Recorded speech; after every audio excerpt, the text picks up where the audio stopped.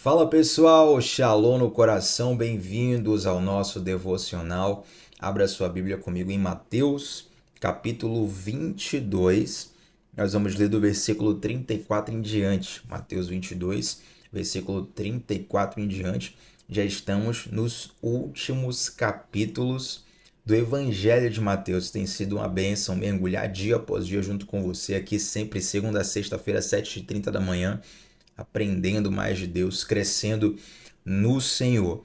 Mateus 22, versículos 34 em diante, olha o que diz, gente. Inclusive quem está no chat aí, bem-vindo, bem-vinda, tá? E coloca no chat, por favor, a referência para que quem for chegando saiba qual é o texto que nós estamos falando. Mateus 22, versículo 34 em diante, olha o que diz. Ao ouvirem dizer que Jesus havia deixado os saduceus sem resposta, os fariseus se reuniram. Um deles, perito na lei, o pôs à prova com essa pergunta: Mestre, qual é o maior mandamento da lei? E respondeu Jesus: Ame o Senhor, o seu Deus, de todo o seu coração, de toda a sua alma e de todo o seu entendimento. Este é o primeiro e maior mandamento. E o segundo é semelhante a ele: ame o seu próximo como a si mesmo. Destes dois mandamentos dependem toda a lei e os profetas.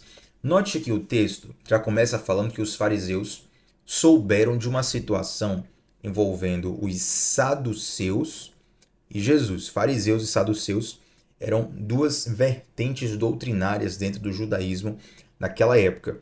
E se você for ler o capítulo, versículos antes, vai ter uma espécie de emboscada teológica para Jesus, em que os saduceus perguntam algo para Cristo e ele vai falar a famosa frase: dai a César o que é de César e dai a Deus o que é de Deus. Isso foi uma resposta magnífica. A Bíblia diz que a multidão ficou maravilhada com aquela resposta de Jesus. Então os saduceus perceberam que tentaram armar uma emboscada, um embaraço para Jesus, mas ele se saiu tão bem que a fama dele aumentou. Então eles pensaram bem em algo que pudesse colocar Jesus numa situação difícil diante da multidão.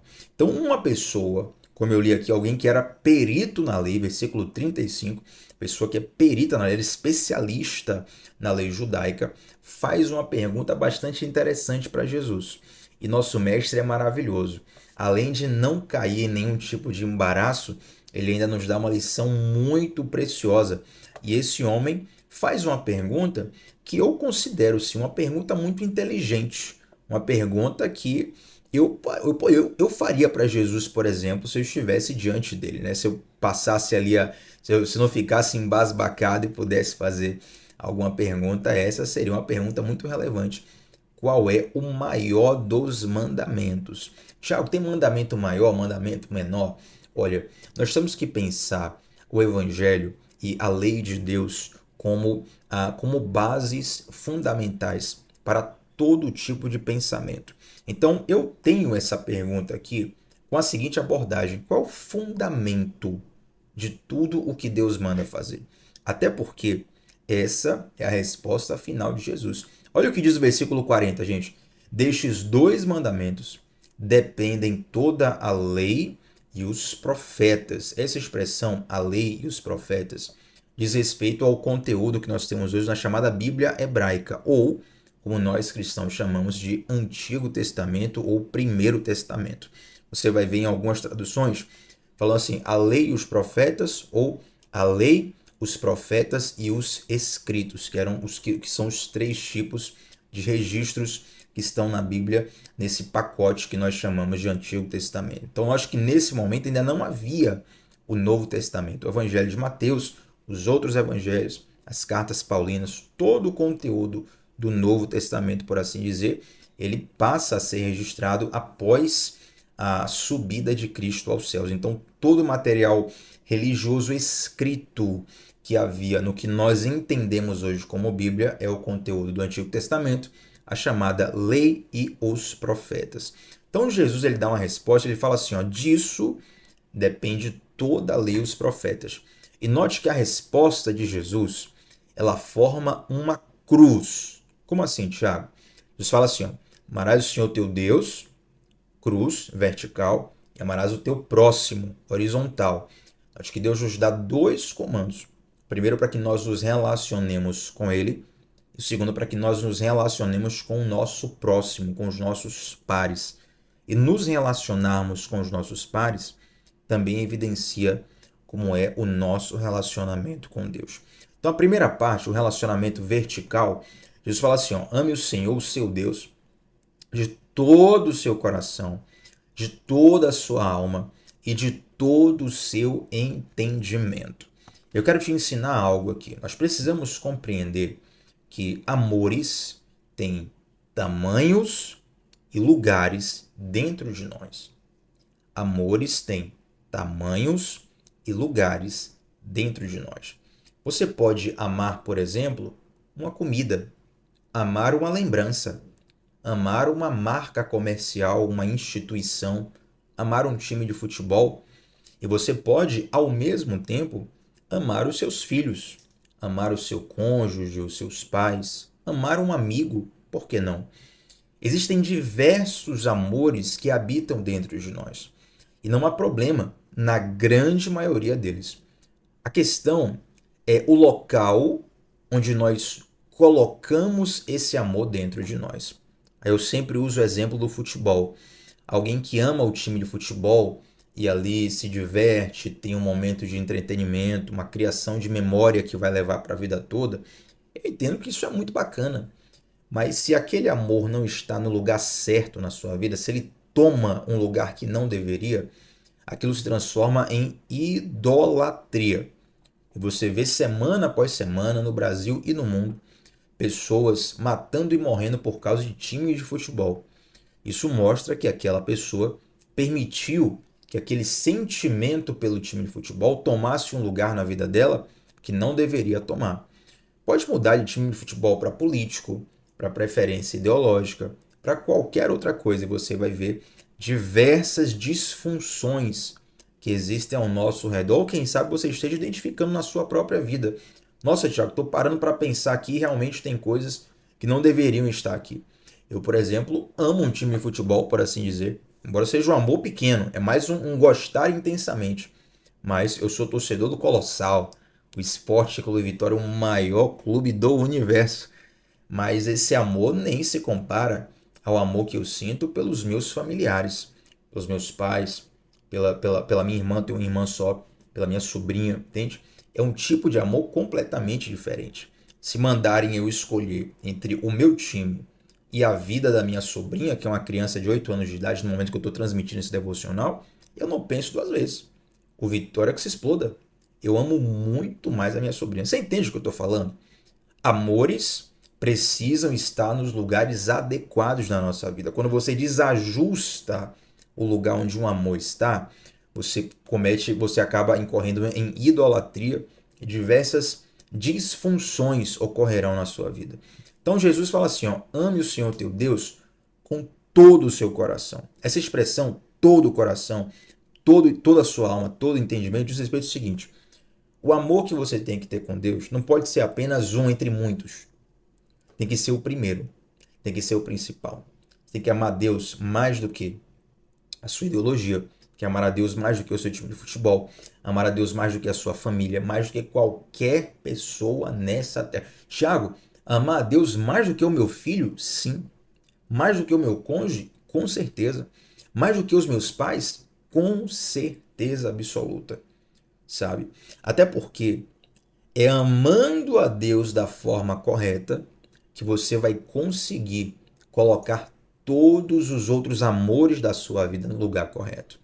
Uma das definições de Jesus, um dos títulos poéticos de Jesus no Novo Testamento, é que ele é a pedra angular, a pedra de ângulo. E a pedra angular, muitas pessoas acham que é a pedra de baixo, né? Porque fala assim, a pedra fundamental, a pedra que é o fundamento. Mas a pedra angular, por exemplo, ela é uma pedra que fica em cima. Imagine um arco, uma porta em forma de arco, tá? A pedra angular é justamente aquela pedra de ângulo que fica ali em cima. E ela é que faz com que todas as outras pedras fiquem fixas nos seus lugares. Se você tira a pedra angular, todas as outras caem. Entende? Então, quando você não ama a Deus com todo o seu coração, tem gente que ama a Deus, mas não é com todo o seu coração. Então, a pessoa gosta de Deus, ela ama a Deus até certo ponto, entende? Quando Deus pede algo mais, ela já recua. Quando tem um mandamento que é mais difícil cumprir, ela já acha que é religiosidade. Ela tem dificuldade de compreender algumas coisas, de obedecer a Deus, porque ela não entregou todo o coração a Deus. Às vezes Deus fez algo marcante na vida dessa pessoa, um milagre, uma transformação, e ela abre o seu coração a Deus, mas ela não se entregou totalmente ainda. Então, esse é o chamado de Jesus, ao dizer: ame ao Senhor teu Deus com todo o seu coração. O único lugar que Deus cabe corretamente na nossa vida é o primeiro lugar.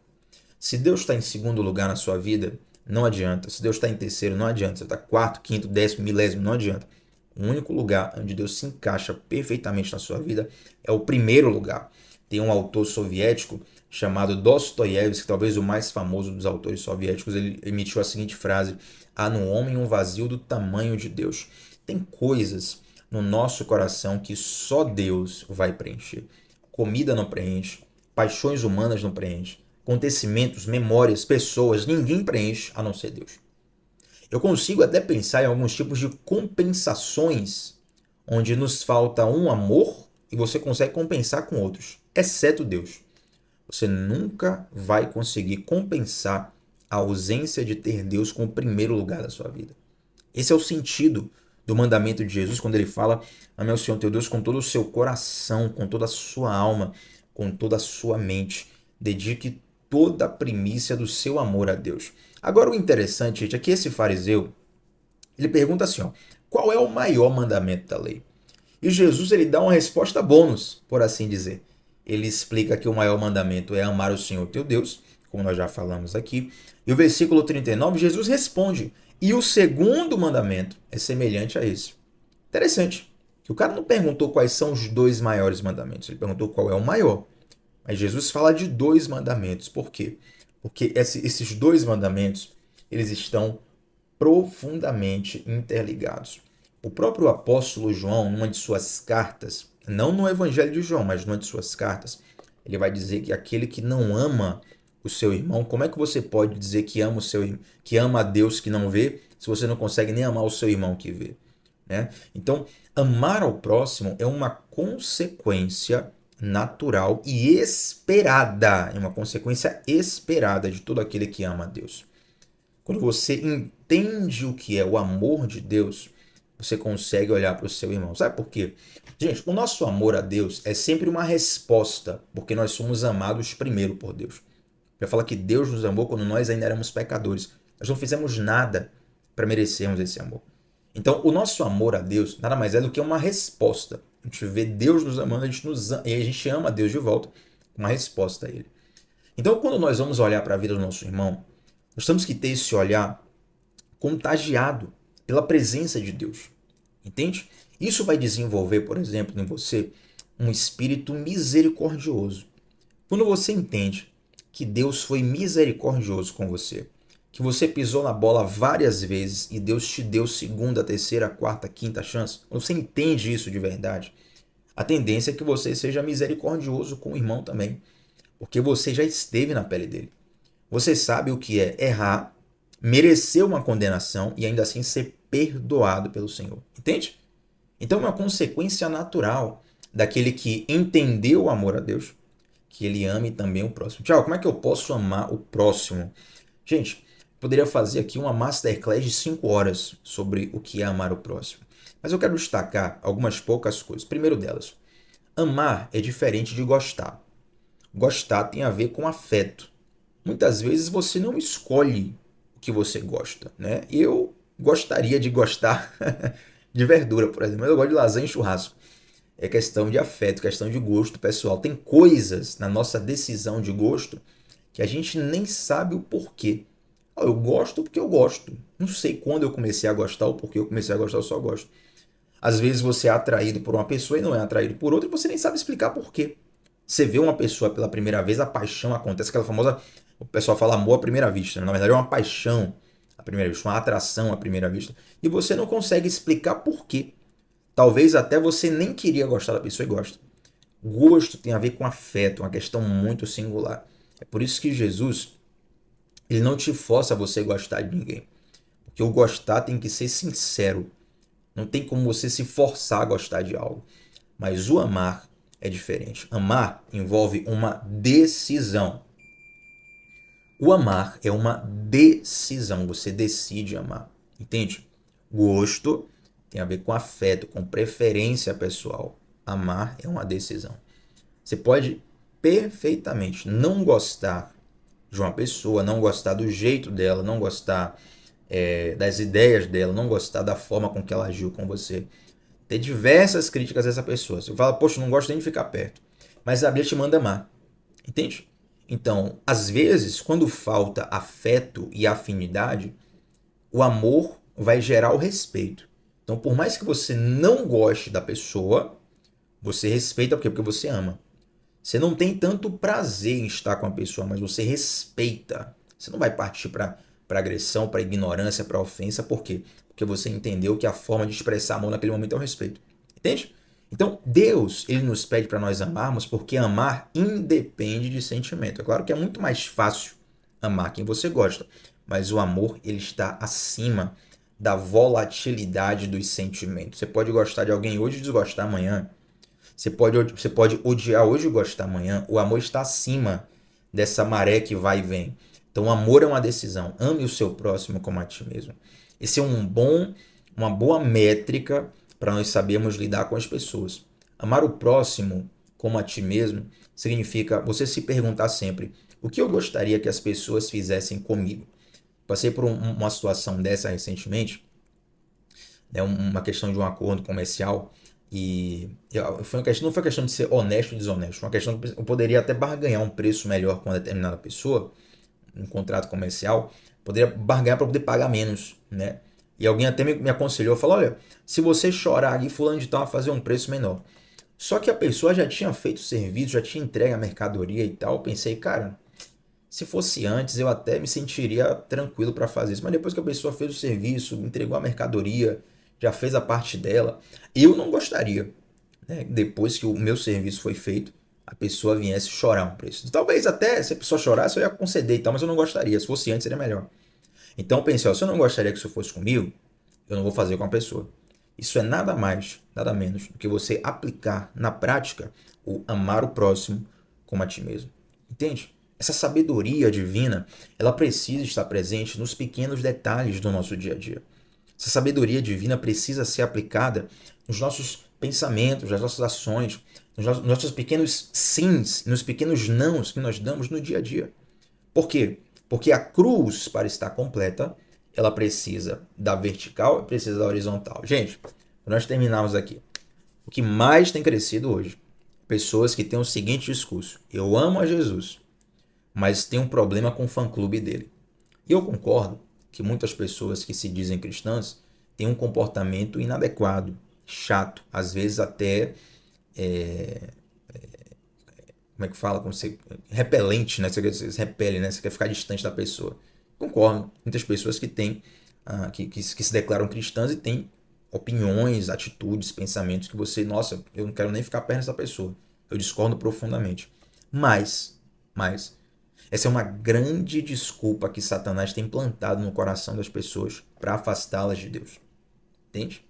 Até porque, gente, entre os 12 discípulos, Judas estava ali. E os 11 tinham que conviver com Judas. E na verdade, se você for ver na Bíblia, você vê diversos momentos onde os discípulos discutem entre si. É claro que muitas vezes eles tinham discussões ali que pode ser que um quisesse ir para um lado e outro para o outro, mas todo mundo continuou com Jesus. Onde tem pessoa, tem atrito de relacionamento.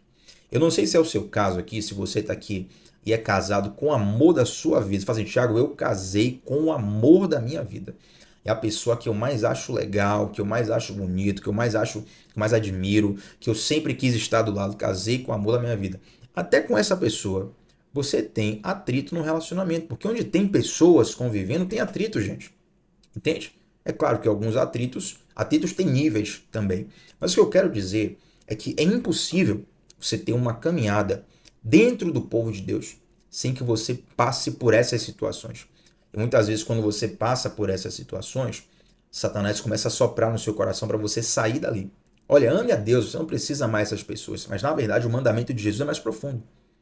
Ame ao Senhor teu Deus e ame ao teu próximo como a ti mesmo. Então, que Deus fale ao seu coração, que você não dê ouvidos a essa seta, a esse pensamento maligno que tem destruído relações, que tem destruído comunidades, que tem ferido tantas pessoas. Não seja alguém que foi ferido e que vai ferir alguém porque foi ferido. Se você foi ferido, como diz a canção, que das suas feridas sai poder para curar. Se você não gostou do que fizeram com você, receba, primeiro, perdoe isso, perdoe o que a pessoa fez. Segundo, receba isso como uma lição para que você não replique isso. Já que você não gostou do que foi feito com você, você não pode repetir, não é verdade? Então, em cada pequeno detalhe da nossa vida, cada pequeno detalhe dos nossos relacionamentos, cada pequeno detalhe dos nossos sentimentos, esses dois mandamentos estão presentes. É por isso que Jesus fala, dele dependem toda a lei e os profetas. Amém, gente? Receba essa palavra no seu coração. Olha, nos últimos dias, as palavras aqui têm sido só de exortação, né? É Jesus sempre ensinando coisas profundas. Mas glória a Deus, nós vamos orar já. E eu tenho recebido alguns feedbacks dizendo assim, Thiago, a palavra hoje, nossa, eu apanhei assistindo o devocional. Foi uma facada no meu coração, no bom sentido, né? No sentido assim de Jesus ter falado muito forte, ter ali falado no profundo, a pessoa precisava de uma correção. E eu também tenho percebido isso, estudar a palavra de Deus.